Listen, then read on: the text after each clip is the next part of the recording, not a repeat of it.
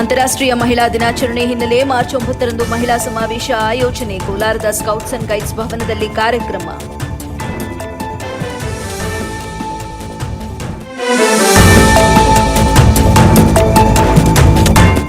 ಜೂಜು ಅಡ್ಡೆ ಮೇಲೆ ಪೊಲೀಸರ ದಾಳಿ. ಶ್ರೀನಿವಾಸಪುರದ ಶಿವಪುರ ಗ್ರಾಮದ ಸಮೀಪ ದಾಳಿ. ಪಣಕ್ಕೆ ಇಟ್ಟಿದ್ದ 30,700 ರೂಪಾಯಿ ವಶಕ್ಕೆ ಪಡೆದ ಪೊಲೀಸರು.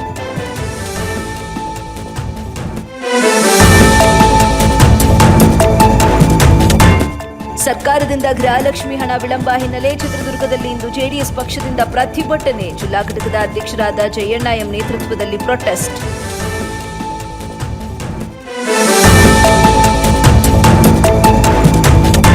ಉರ್ದು ಶಿಕ್ಷಕರಿಗೆ 1 ದಿನದ ಶೈಕ್ಷಣಿಕ ಕಾರ್ಯಾಗಾರ. ಫಾತಿಮಾ ಶೇಖ್ ಪ್ರಶಸ್ತಿಯ ಕಾರ್ಯಕ್ರಮ ಆಯೋಜನೆ. ದಾವಣಗೆರೆಯ ನುರಾನಿ ಶಾದಿ ಮಹಲ್ನಲ್ಲಿ ಕಾರ್ಯಕ್ರಮ.